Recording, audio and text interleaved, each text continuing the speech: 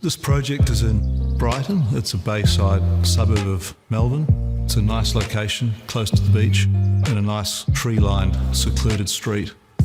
It's always our ambition, particularly with suburban projects. This was an unusual and slightly challenging site, a reasonable size and contrasting black steel elements. It works particularly well as light moves around the building. Both the floors are concrete slabs, unusual in domestic building. As well as being super stable and solid, this gives the house a real calm acoustic quality inside. The upper floor feels very solid underfoot, and the noise transfer is virtually nil. We determined to use the front garden as the main outdoor space. There's a nice deep garden vista to the northwest, and the view over the front fence to the street trees and the distant front gardens beyond is very pleasant. I've had a long-standing relationship, very seamless process. We knew we wanted to build a new house, but we didn't want to go through a lot of the pain points. Everyone we met along the way, I would have to say, was lovely. We can't even believe how this house turned out.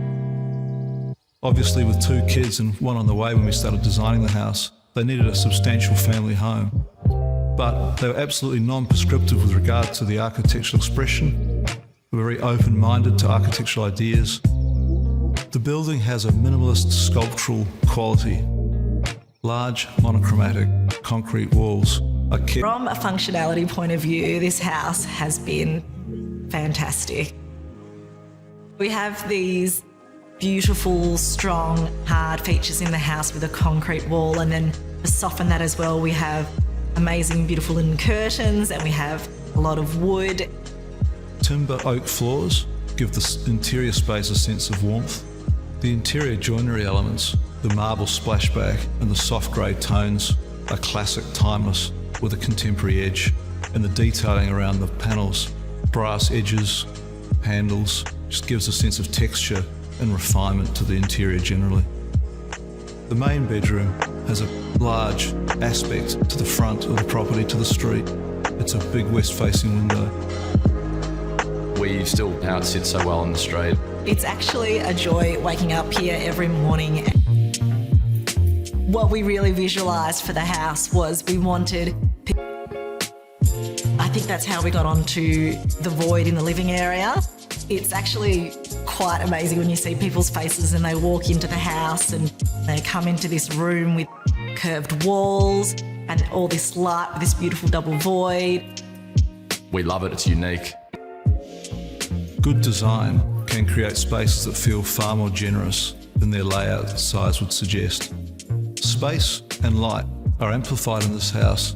A concrete blade wall runs from the entry the entire length of the house and continues to the kids' activity area. This space opens up to its own dedicated courtyard, allows young children to... How it sits so well in the street. It's actually a joy waking up here every morning and just to see the kids running around in it and family and friends over is the best, really.